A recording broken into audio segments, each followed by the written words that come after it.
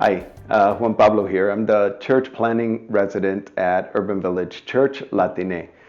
We're exploring the possibilities of a Latinx expression of UVC in Melrose Park. My pronouns are he, him, él. Some people have asked me why I used the word Latiné and sometimes Latinx and at other times Latino, Latina, and what difference that makes in what we call this ministry at Urban Village.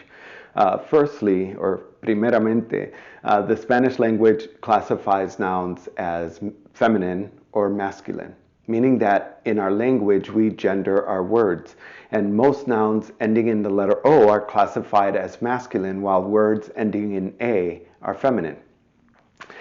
And that's except if we're talking about a large group of people or a group of people that have males and females. Those words end in the letter O. So for example, Latinos includes everyone. But individually, I am Latino, my friend is Latina, but how do I introduce a non-binary friend?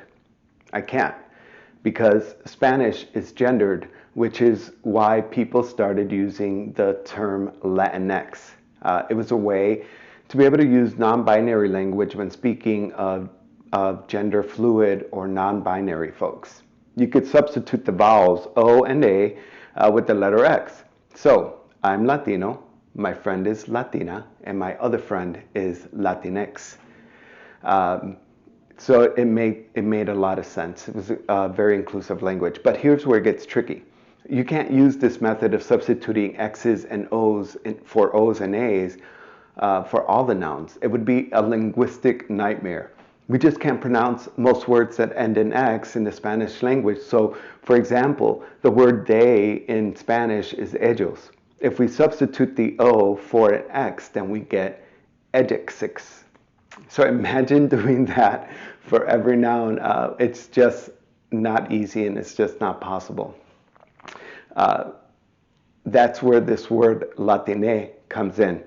Instead of using an X, you can use the letter E.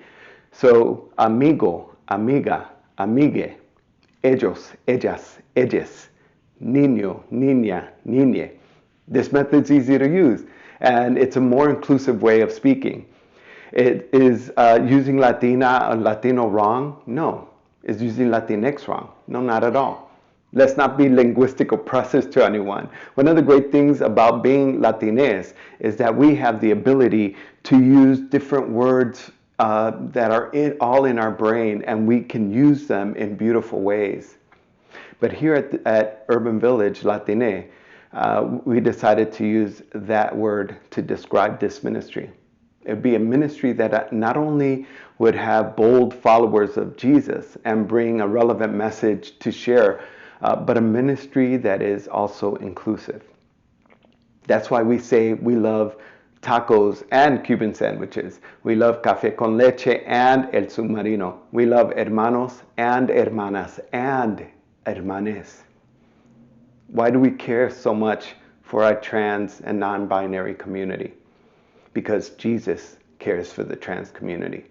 We use Latiné to say that we see you and we love you, not just for who you are, but because of who you are. Perfectly and wonderfully made. We use the word Latiné because we believe that when Jesus said that we shall love God with all our hearts, with all our souls, and with our minds, and love our neighbor as ourselves, that includes everyone living on the margins. Y eso es all I have to say about that. So I hope that this helps bring a little bit of background information as to the use of Latinx and Latiné. And don't forget that on May 2nd at 10:30 a.m., our UVC Sunday worship service will center around UVC Latiné. You can come and hear worship in Spanish and English, as well as hear what God is doing in the Latiné community through powerful testimonies, songs, and I'll be preaching on the importance of this ministry. So see you then. Paz y bendiciones.